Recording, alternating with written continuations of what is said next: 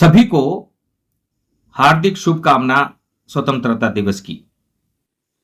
विशेषकर ये कोचिंग संचालक और युवा बेरोजगारों के लिए एपिसोड है। हम बताना चाहते हैं कि राष्ट्र के लिए क्या जरूरी है। जो शहीद हो गए उन्होंने अपना सर्वस्व न्यौछावर कर प्रजातंत्र की नींव को, भारत की नींव को मजबूत किया।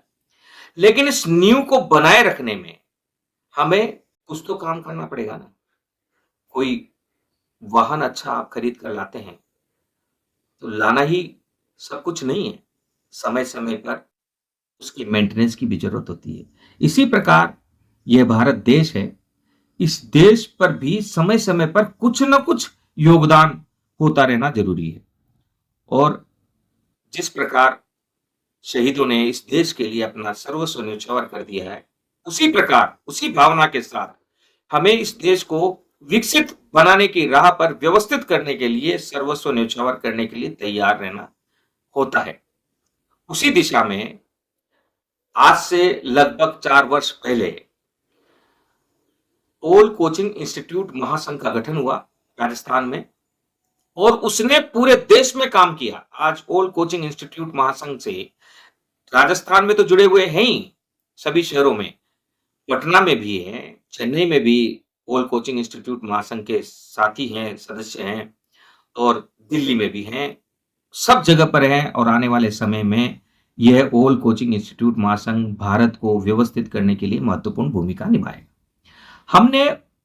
हमने उस दिशा में काम करते हुए, जब आज से 4 वर्ष पूर्व गोपालपुरा से कोचिंगों को धकेला जा रहा था, बेदखल किया जा रहा था, विस्थापित किया जा रहा था, तब हमने सरकार के सामने मांग रखी कि अगर आप कोचिंग को एक अवैधानिक दर्जा देना चाहते हैं, गैर जरूरी नहीं गलत बिजनेस करार देना चाहते हैं, तो करार दीजिए और एक आदेश जारी करिए कि राजस्थान में कहीं पर भी कोई भी कोचिंग करता हुआ पाया जाएगा तो उसे सजा दी जाएगी, उसको जेल में डाला जाएगा। और नहीं कर सकते हैं तो स्वजनित लाखों युवाओं का, ये बेरोजगार जो युवा हैं, ये रोजगार दे रहे हैं, खुद भी रोजगार में बेरोजगार से रोजगार पाने वाले बन चुके हैं और दूसरे लोगों को भी रोजगार दे रहे हैं। एक बड़ी कोचिंग संचालक, चाहे वो छोटी हो बड़ी हो, उसमें सफाई कर्मी से लेकर, चपरासी से लेकर, टीचिंग लाइन के अध्यापकों से लेकर, संचालक से लेकर, बैनर पोस्टर चिपकाने वाले लोग, विज्ञापन करने वाले लोग, टिफिन सेंटर वाले लोग, लाइब्रेरी के लोग और हॉस्टल, कई कड़ियों तक रोजगार देता है। तो फिर आप बेरोजगारी के इस आलम में स्वजनित रोजगार को समाप्त न करें, से भी एक मान्यता दें और व्यवस्थित करें, क्योंकि विकसित भारत तब तक नहीं बन पाएगा जब तक व्यवस्थित नहीं होगा। इसी दौरान पेपर लीक की भी बात आई।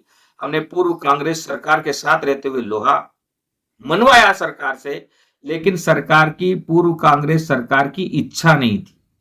उन्होंने पेपर लीक वाले मामले में कुछ नहीं किया और जाते जाते युवा बेरोजगारों के हित में, कोचिंग संचालकों के हित में जो कोचिंग हब आया उसको भी डंप में डाल गए। कोचिंग महासंघ के बड़े प्रयास हुए और कोचिंग हब का उद्घाटन चुनाव आचार संहिता लगने के 1 घंटे पहले ऑनलाइन पूर्व स्वायत्त शासन मंत्री धारीवाल ने किया। सोचिए, देश को व्यवस्थित करने की इच्छा पूर्व की कांग्रेस सरकार की क्या रही है राजस्थान में। और मोदी जी, उनसे हमारी बीजेपी ग्रहण करने से पहले हमारे साथ लाखों युवाओं ने, कोचिंग संचालकों ने और घुमंतु समाज के लोगों ने भाजपा ज्वाइन की शर्त पर, और उस शर्त का असर यह हुआ कि पेपर लीक के खिलाफ कानून सभी प्रदेशों को भेज दिया गया है बना के मसौदा, और बनाने के लिए कहा गया है। और राजस्थान में अभी भी पेपर लीक से नौकरी पा चुके थानेदारों को भी और जेल प्रहरियों को भी, शिक्षकों को भी, पटवारी को भी, अलग अलग क्षेत्र से जो नौकरी कर रहे हैं पेपर लीक करने के बाद, उन्हें पकड़ पकड़ कर जेल डाला जा रहा है। एक कानून बना और उस कानून के तहत पेपर लीक पर अंकुश लगाने के लिए सरकार काम कर रही है। और अब हम कोचिंग हब की सफलता के लिए आगे बढ़ रहे हैं। सोचिए, सरकार से हमने बात की, कोचिंग महासंघ ने बात की और बात करने के बाद अपनी शर्तों पर कोचिंग आया। उसकी रियायती दर तय होनी थी। शहर से जो गलत कोचिंगें चल रही उनको सबको एक साथ शिफ्ट होना था। सारी तैयारियां हो चुकी थी। कांग्रेस के नेताओं ने उन सारी तैयारियों पर पानी फेर दिया और देश को बहुत बड़ा नुकसान हुआ। और अब वही लोग जो पिछली बार कोचिंग हब को असफल करना चाहते थे, सरकार के मंत्रियों को, मुख्यमंत्री को पत्र दे रहे हैं। हमें पता है ये जंग बहुत बड़ी है। इस जंग में ऑल कोचिंग इंस्टीट्यूट महासंघ के अध्यक्ष के रूप में मुझ पर बहुत बड़ा दबाव भी आ रहा है और हर प्रकार से मुझे पता है कि इस लड़ाई में हो सकता है मेरी जान भी चली जाए, लेकिन कोचिंग हब को सफल करना इस देश को विकसित करने की राह में देश को व्यवस्थित करना जैसा है। हम धन्यवाद देते हैं मुख्यमंत्री भजनलाल शर्मा का। वे इसमें कोई पार्शलिटी नहीं करते हैं।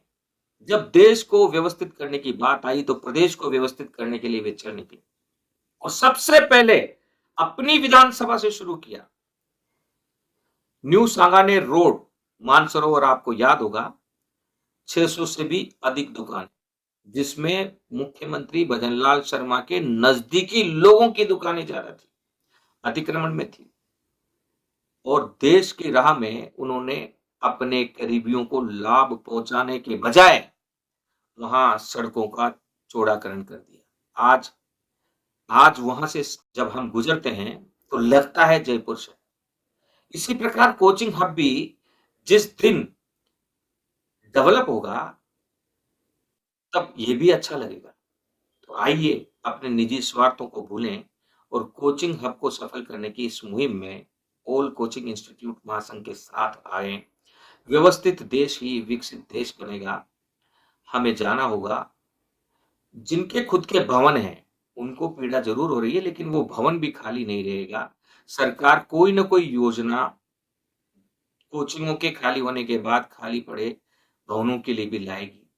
किराया बहुत अधिक है शहर में जहां कोचिंगें चल रही, विशेषकर गोपालपुर, में जयपुर की बात कर रहे हैं क्योंकि कोचिंग हब जयपुर में ही बना है, प्रतापनगर। ये किराया इतना अधिक है कि कोचिंग संचालकों में लगभग 70% कोचिंग संस्थान सिर्फ किराया देने के लिए कमा रही है। लाइब्रेरी में भी लगभग 70% लाइब्रेरी संचालक सिर्फ किराया ही दे पाते हैं। ऐसे ही पीजी हॉस्टल के हाल है, जो किराए से चल रहे हैं वो किराया देकर बड़ी मुश्किल से सिर्फ अपनी रोजी रोटी चला पा रहे हैं। बचत तो हो ही नहीं रही है, बचत तो मकान मालिकों के हो रहे हैं। इसके बावजूद हम अपने भविष्य के लिए तैयार किए जा रहे कोचिंग हब के पास नहीं जाएंगे, कोचिंग हब में नहीं जाएंगे, तो इससे बड़ी मूर्खता है। जिंदगी भर आप किराया देते रहेंगे, मालिक कभी बन ही नहीं पाएंगे उस।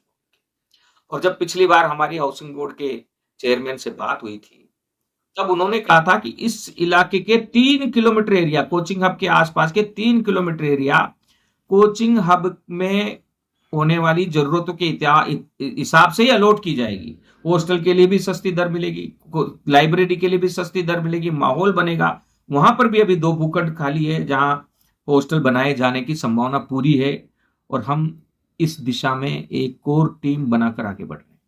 कल दिन भर अधिकारियों से भी बात हुई और कई लोग कोचिंग संचालकों से भी लगातार मुलाकात और बातें हो रही है। सबकी सहमति है, सब शहर से एक साथ जाना चाहते हैं, सब कोचिंग हब में लीज की दर पर जाना चाहते हैं, कम दर पर जाना चाहते हैं। दोनों पर सहमति बनी है और इसके अलावा हम इसके प्रमोशन के लिए भी कार्यक्रम लेकर चल रहे हैं कि कोचिंग हब का प्रमोशन कैसे। लिहाजा 12 अच्छे कोचिंग संचालक, स्वयंसेवक और पत्रकारों की एक कोर टीम बनाई जा रही है कोचिंग हब को सफल करने की, जो देशभक्त हैं और जो देश के लिए कुछ अच्छा करना चाहते हैं, देश को विकसित करना चाहते हैं, कोचिंग हब को सफल करना चाहते हैं।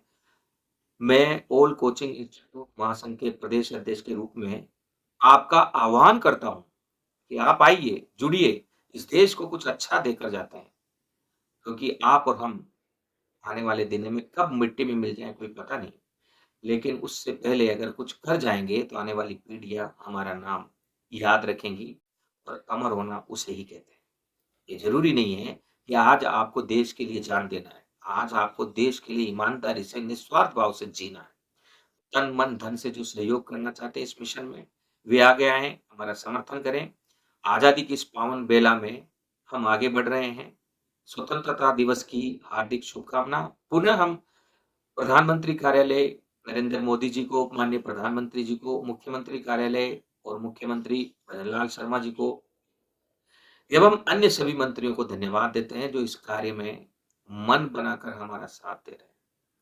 हम खर्रा साहब को, यूडीएच मिनिस्टर को भी धन्यवाद देते हैं। वे समझ रहे हैं और वे इस दिशा में अच्छा प्रयास कर रहे हैं और हमारे प्रयास को भी समर्थन कर रहे हैं, क्योंकि हम निस्वार्थ भाव से भारत को विकसित देश बनाने की उस संकल्प यात्रा में साथ-साथ प्रधानमंत्री मोदी जी के चल रहे हैं, जिसके तहत हम आने वाले समय में भारत को विश्व गुरु बनता देखेंगे। स्वतंत्रता दिवस की आप सब कोचिंग संचालकों को, गुरुओं को, नौजवान छात्रों को हार्दिक बधाई। इस वीडियो को अधिक से अधिक शेयर करें और सभी लोगों तक ये संदेश पहुंचाएं कि विकसित भारत बनाने से पहले व्यवस्थित भारत बनाना बहुत जरूरी है। उस दिशा में शफलिंग में हो सकता है कुछ नुकसान हमारा हो, लेकिन जिन लोगों ने इस देश के लिए अपने प्राणों को न्यौछावर कर दिया, उतना तो हमें भी नहीं हो रहा है। हमारा तो कुछ आर्थिक नुकसान हो सकता है, कुछ समय का नुकसान हो सकता है, शफलिंग में कोई एक डर हो सकता है, जान जाने का जोखिम फिर भी नहीं। तो इस देश को जिन्होंने अपने प्राणों से न्यौछावर किया है, उनको समर्पित करते हुए आइए कोचिंग हब को, जो अंतर्राष्ट्रीय कोचिंग हब बन चुका है जयपुर में, उसको सफल करने के इस मुहिम में आगे बढ़ें। जय हिंद, वंदे मातरम, जय जगत।